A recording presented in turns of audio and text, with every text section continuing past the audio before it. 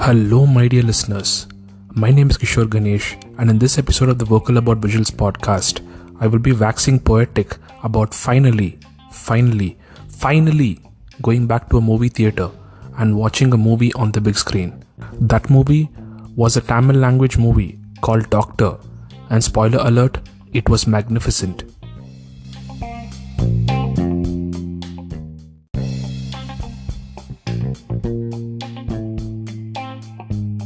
Let me start off with my love affair for the movie theatres. There was a time in my life when I actually used to be averse to going to the theatre, albeit this was close to 18 years ago.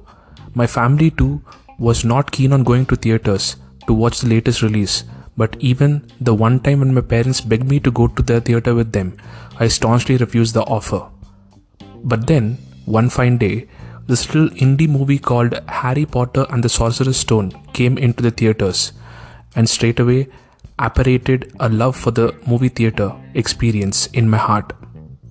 Cut to Jan 2020, I had just watched a Telugu language movie called Ala Vaikuntapuramlo, which was a big festival release, and despite a problematic storyline, something which I will cover in a future pod, was a good, entertaining watch. As I went back to my life after watching this film, I heard the faint rumblings of a virus that had emerged in China. Having heard faint rumblings of viruses in the past, the previous SARS scare, Ebola to name a few, I reckoned most of the world will be insulated from this problematic specimen, and this was yet another news item that wouldn't directly disrupt my life. How wrong I was. Above and beyond everything that has happened due to the coronavirus, there was a small and insignificant matter of me not being able to visit one of my most highly coveted sanctuaries, the movie theatre. And that trend came to an end a year and 10 months later with my visit to watch Doctor. Speaking of Doctor, I was initially planning on breaking my movie theatre fast by watching the last Daniel Craig James Bond movie, No Time to Die. But that plan got pushed by a couple of days. Oh, by the way, you can expect a pod for it to be out pretty soon too. Anyway, coming back to Doctor, that's how Doctor ended up being the movie that broke my fast, and what a way to break it was. I honestly can't recall a movie that so completely illustrated the magic of watching movies on the big screen, surrounded by hundreds of complete strangers. It was a dark comedy masterpiece with the backdrop of an investigative thriller. Genre bending is the word for this film. To write a comedy movie is hard. Trying to land jokes is hard. But the writer-director of this film, Nelson Dilipkumar, has managed to put out a comedic product that seems and feels so effortless, despite the tremendous amount of effort I'm sure went on behind the scenes to deliver a movie of this caliber. Even in the bleakest of situations, in this film, the jokes are right around the corner, and they almost all land, which is a bit like life if you think about it. Even in the midst of all the doom and gloom, there are always these little, if you think logically, misplaced and yet absolutely vital humorous situations. Now that I have talked up the comedy in this movie to this extent, I should also call out one comedic sequence that I found to be in poor taste. The jokes about how you would humiliate a man by dressing him up like a woman. In the Tamil or maybe even the Indian cultural milieu, such jokes are prevalent and are a showcase of casual patriarchy. These are jokes in poor taste which I hope Nelson avoids in the future. But I should also add that I wouldn't necessarily use this to question Nelson's or this film's motivations, because nowhere else did I feel that this movie had an intention to be misogynistic. And the reason why I'm saying this is because there has been some negative online chatter about this particular sequence and about how this film, which deals with human trafficking, can also be a comedy. Now, I agree that the former was in poor taste, and I would say that the criticism of it is valid. Of course, my agreement with its validity is completely dependent on what is exactly being said, especially because this is social media. And speaking of the latter, Well, it didn't really bother me because at no point in the film did I feel that the movie was being tone deaf towards the issue of human trafficking. The movie is essentially a quote unquote Taken, but if Taken was a dark comedy too. Now just thinking about this is making my head spin. So for the director to pull off this high wire act and to do it well, now that is commendable. So on the whole, you do you, Nelson. Just cut out the jokes that are in poor taste. That's all. Like I've mentioned above, this movie is also an investigative thriller, and even in this aspect, this movie excels. The way the film goes about showcasing how the hero and his quote-unquote heist team go about rescuing the victim and eventually save the day is engrossing and satisfying.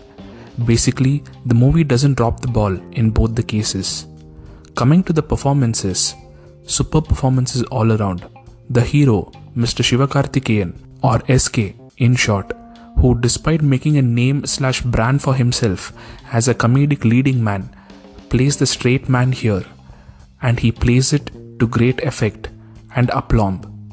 However, as someone who is generally one of the funniest people in the room, it must have been excruciating to always keep a straight deadpan expression on your face when all the people around you are just killing it with jokes and gags. The ensemble supporting cast, which the leading lady is also a part of, are terrific here, except for the heroine. I will get to this part a bit later. Even the villains, and there are quite a few of them here, are cast well and do their jobs ably. The only letdown in this entire movie is probably the heroine. Not only does she have very little to do in the movie, but over the course of the film, you also realize that the only reason for her existence here is to serve as a bridge that connects the hero to her family and eventually his mission. In many quote-unquote mass, which means commercial/mainstream Tamil entertainers, the primary role of the heroine, sadly, is to play the love interest of the hero, and it is blatantly visible in this film. I wonder if writer-director Nelson, who seems to be hell-bent on taking every cliche in the book and turning it on its head, did whatever he did in this movie as a kind of protest against the commercial quote-unquote necessities of a big hero Tamil film. Let me elaborate this a bit for the understanding of people unfamiliar with the Tamil/Indian film industry. So, a big hero mass entertainer necessitates a few things to make it commercially viable, or so is the accepted wisdom in the Tamil film industry.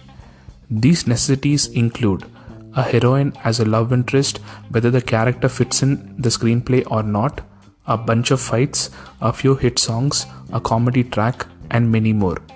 Now, of course, modern writers are doing away with all of this in a slow yet sure manner.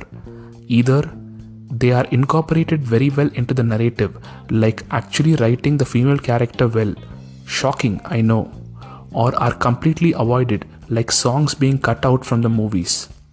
But this is a phenomenon that is more evident in smaller budget movies rather than the big budget, big hero movies. Now, with that explanation done, the reason why I'm speculating that Nelson is trying to protest against these necessities is because of two things. Firstly, the way I see it, this movie could have 100% not have had a female lead and nothing about it would have changed. And even though that is nothing new in a mass entertainer, the fact that it is visible this conspicuously here in a film that is the brainchild of such a skilled and hipsteresque filmmaker as Nelson makes me think that it is indeed a protest. Add to this, there are a number of dialogues in the film that point to how unnecessary this necessity actually is. And the second, or is a third reason now, I think it is a protest, is because over the course of the film, it becomes more and more blatantly obvious to me that the lead couple are a total misfit for each other. And in an ideal world, I believe that Nelson would have ended the movie with the two people going their separate ways because The journeys of the two characters in this film illustrate that the basic value systems of both of these people are polar opposites to each other. What's more, the film, which begins with a kinda sorta breakup, continues to make a case for why that breakup was probably the best thing to happen to these two people. Of course, everything I've said about this protest is all speculation from my end, and maybe tomorrow Nelson gives an interview that there was a completely different reason as to why all the things that happened.